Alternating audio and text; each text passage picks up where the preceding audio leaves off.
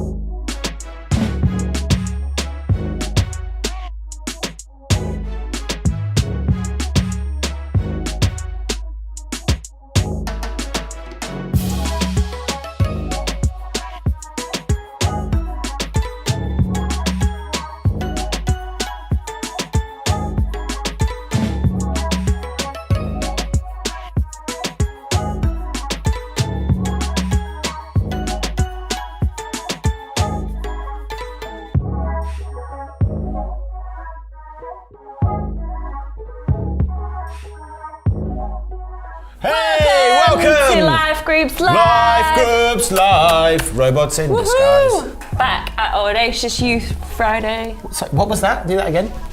No, don't stop it now. Okay, it is good to see you this evening. It is lovely to see you. Say hi in the chat. Give someone a shout out. Why not give someone a shout out in the chat? Also, what I like is to see your how you're feeling in an emoji. I nearly called it emoticon. That is so old school. I'm so sorry. You could put your emoji in the chat. How you feeling? Your own emoji. Fire night, or like what would your emoji be right now? Right now, probably a star. Mine would be. Yeah, but isn't that always your emoji? Just yeah, that mostly. face? That is probably my most used emoji. Now, confession time, Karis. Speaking of confession palm time. to face. No, confession time. Oh, what's confession time? Confession time is the fact that this actually is pre-recorded.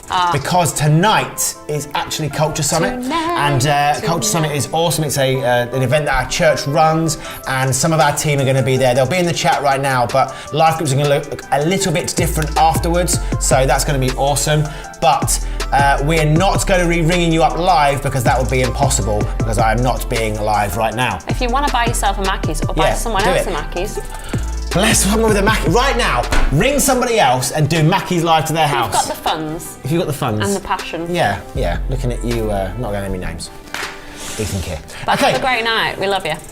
Anyway, so a small game, Caris. A small game. A small game. Un pequeño It's juego. very easy to play this game. You write in Andy or you write in Caris in the chat. We're going to say a statement and you have to guess whether it was me or Caris. Okay, the first one is one of us, Caris. One of us told an embarrassing, mildly inappropriate joke at a large Christian festival on stage. Who could it be? Who could it be? It's most likely to be you, right? Is it most likely to be me? Most likely to be you. I mean, who has the facepalm emoji as their own personal emoji? Oh, yeah. Yeah. Well, Caris, drum roll, please. C'est moi! Yeah, it was me. I was a kid and I got on stage and told... Alright, okay. Now that I'm saying it to you guys, it is a bit more embarrassing. For years it's not been that bad, but now I'm like saying it out loud to you lot. I actually care about... Okay. The joke is, okay, I was 5, so it's like an easy to understand joke. How did the peanut butter cross the road? Dum-dum. It spread. Okay? Easy. That's the joke. Why is that embarrassing? Well, it's only embarrassing because at that age, and as we know, our children are like this, everything related to bottoms is really funny. It is still, I mean, it's still a little bit funny. I'm 37, almost. I pretend that it's not funny, but it is. And so I remember standing on the stage as the guy's about to give me this microphone, and there's hundreds of adults in the room, and I remember thinking, I'm going to make this joke 10 times better. So I got on stage and said, how did the peanut butter cross the road? He spread it all over his bottom. No, there you go. What was the actual phrase? He spread it all over his body. Yeah, be honest. Guys, be honest. I'm cool now. I just wasn't then. Or maybe I'm not cool now. Who knows? Anyway, I do. Give me some love in the chat, guys, for that. Anyway, well, that was Caris. Disclosure. Oh. All right, number 2. Yep. Also joke related. It is. One of us told a joke on national TV. National TV. Who could it be?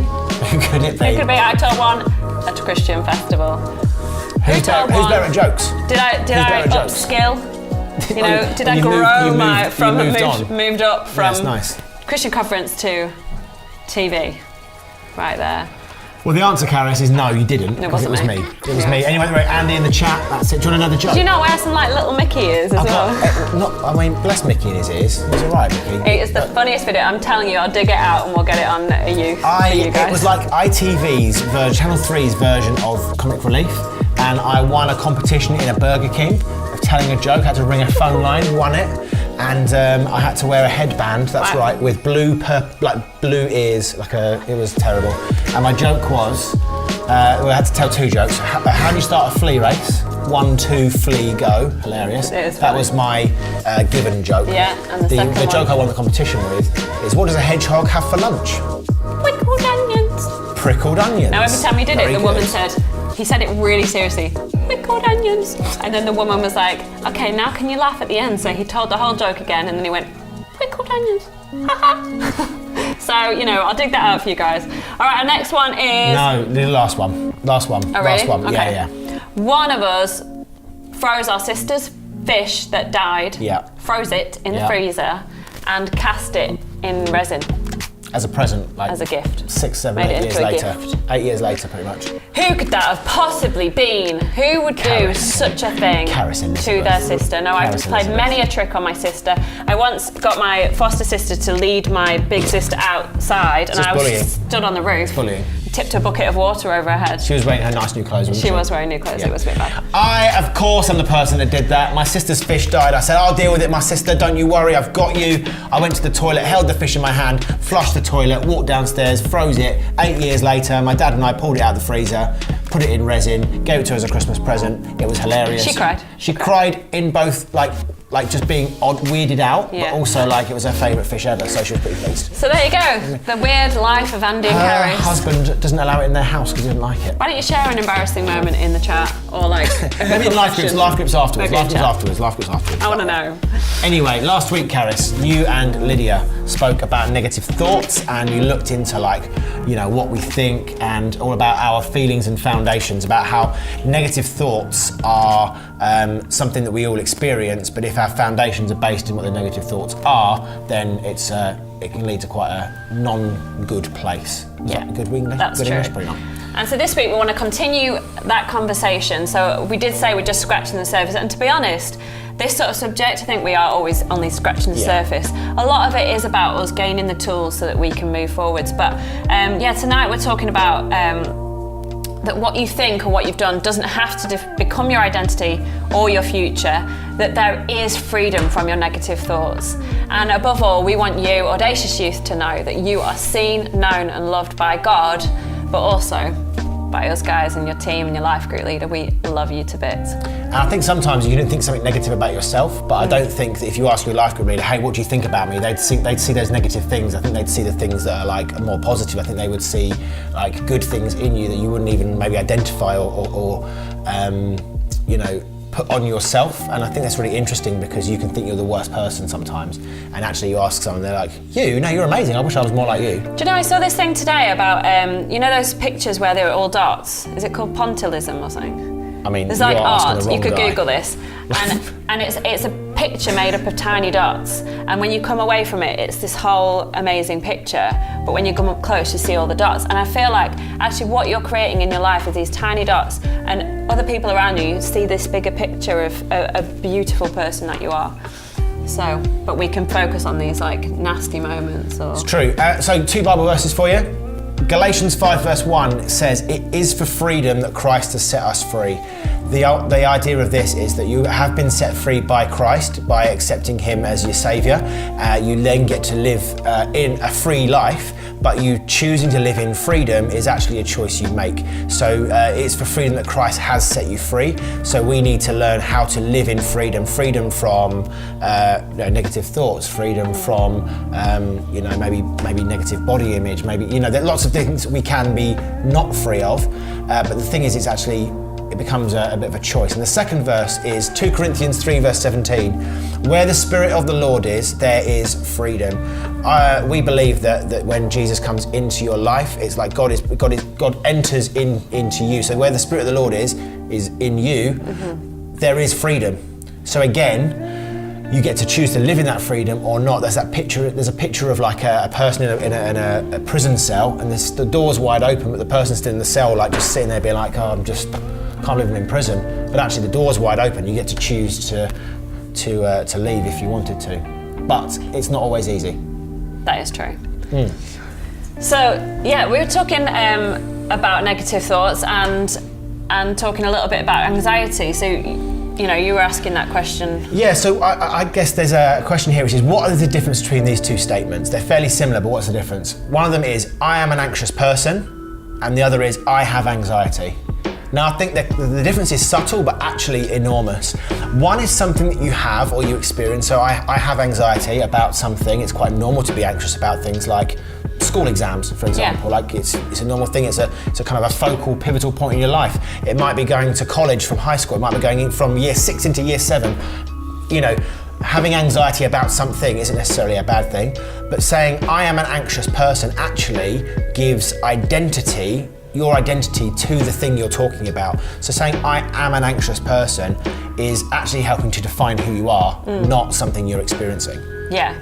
So to share a little bit of my own experience with that, obviously last week Lydia shared her journey, and mine wasn't too dissimilar. For me, I struggled with anxiety from when I was about 12. I remember going to bed and feeling quite panicky. I think, I just started high school, and I think I was worried about what people were thinking about me.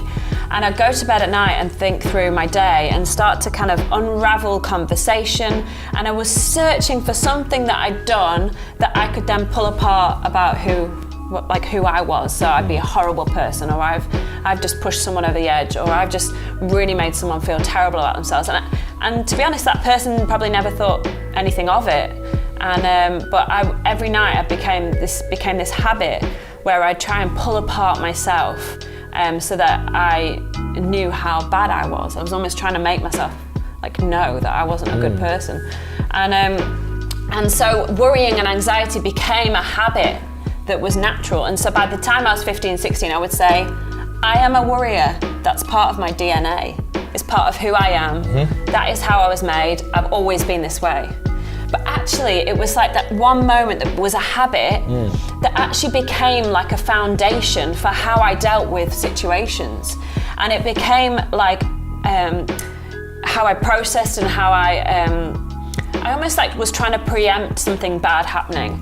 So then my anxiety thoughts became more irrational than ever before. So I was really thinking about wild things that would never happen. And the basic thing was that something would always be my fault. And so I would, I don't know, our lodger could take the dog out at night and I'd think, oh, what if he gets attacked? That's my fault because it's my dog.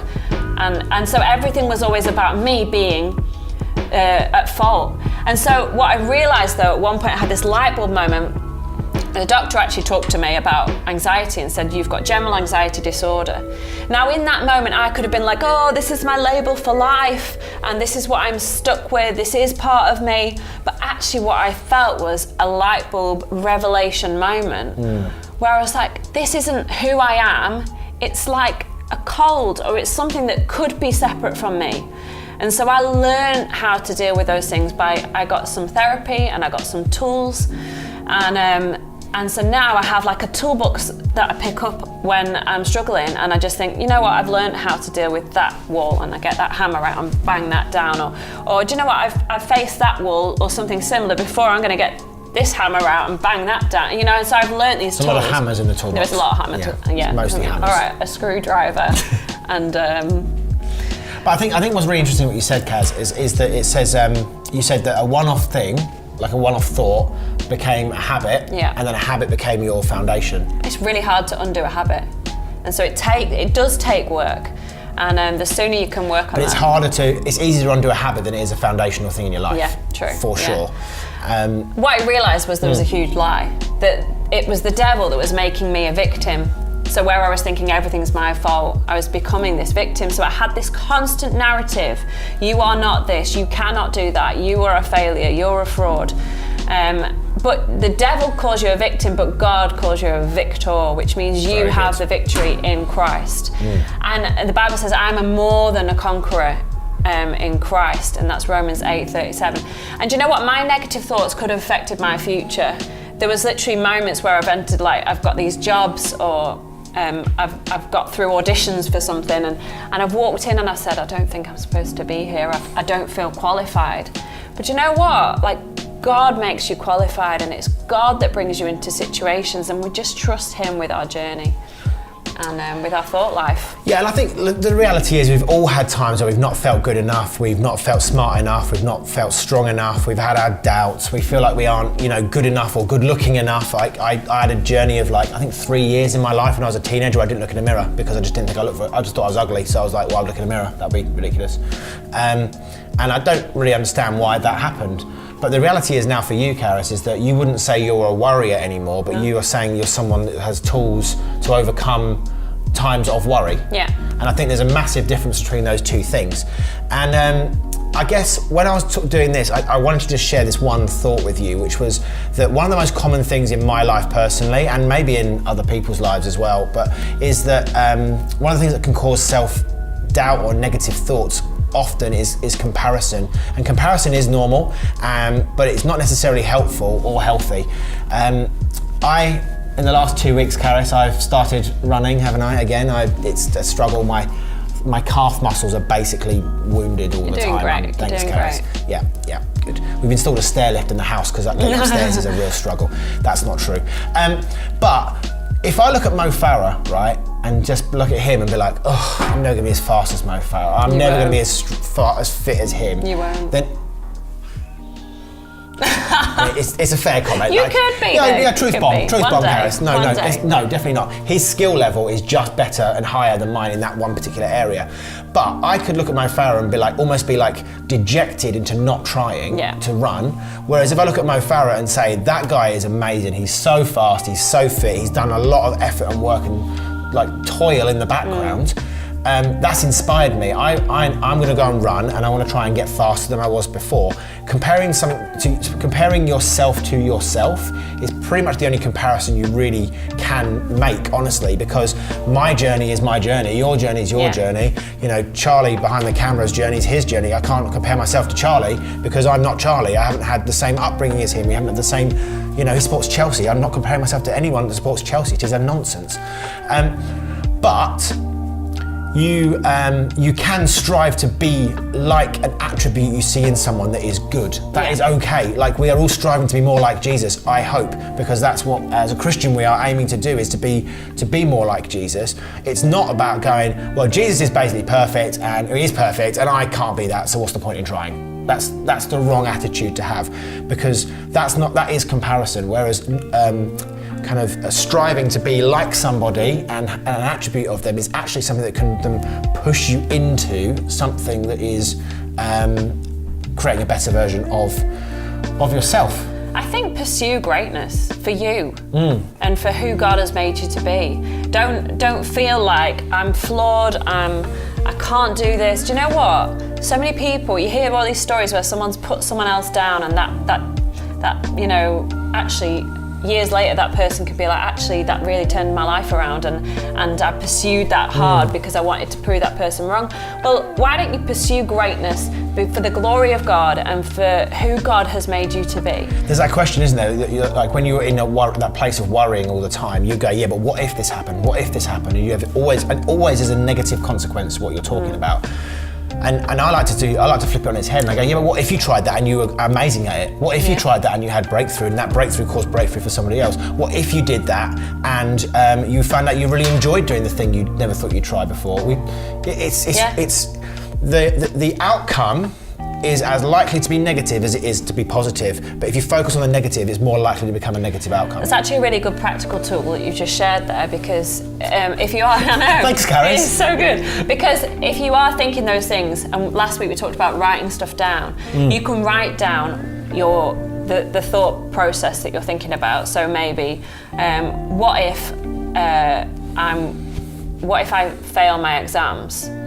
Well, what if you worked hard and you did great at your exams? So you can write down the pros and the cons, you write down what the potential what ifs. And do you know what if you do fail your exams? If you do, what's the worst thing that could happen? The worst thing that could happen is you pursue a career in something and you start more grassroots than maybe someone else, or you do apprenticeship and do, there's always an opportunity. There's not a dead end moment in your life that will stop you from pursuing something for your life. It's true. So, we've done a lot of talking. We have done a lot. Sorry, not sorry. We've got 3 questions for you tonight, and the 3 questions are as follows. Number 1 is, what does living in freedom look like for you? Being honest, I don't know what it is. If in your mind, if you close your eyes and go, me being free is this. It might be the ability to choose what time you go to bed. I remember when I was younger, that was a big old argument point in my house a lot. Freedom, seeing your friends, hopefully we'll be free from... Freedom to watch whatever movie you want to watch. Is that freedom to you? I don't know, it's not to me. Yeah, so what does freedom look like for you? Is there a habit or pattern in your thought life that you know isn't healthy for you? So is there something that you've been thinking about, or when you really think about it now, is there a pattern or habit that is going on for you that isn't healthy? Yeah, and the last one is actually it's a question, but there's actually maybe a bit of homework. I don't know, it's a evil word here, isn't it? But what does the Bible say about who God has made you to be? So what in the Bible are the promises of God there for you? We are not going to give you the answers, because actually the answers are there for you to go and find out. Go and speak to your life group leader, go and have a chat with them. Maybe go and use the old Googles. The old Googles, mate. Yeah. And type in promises of God in the Bible, and you come up with a list, and then you can go and find them. And then the best thing to do when you do that, when we did the SOAP method a few months back, or years back, or whatever it was, is to then read that verse in context. What does that look like in the wider thing? Well, read the whole page, read the whole chapter, and And at those times, then you understand who you are, and then your foundations are based on a revelation moment. That's great. Well, have a great life group, and don't forget we've got our mental health and wellbeing session coming up. I think it's just been, isn't it? It's the 3rd of March. It's this week. Amazing. No, it's the 3rd of March. I don't know what the date is. It's coming up the 3rd of March, guys. On Wednesday 3rd next of week. March. I was You like, can still sign it's up. not been. You can sign up tonight, and it's going to be really good. All right, have a great night. We love you guys. Love you. Have a great time. See ya.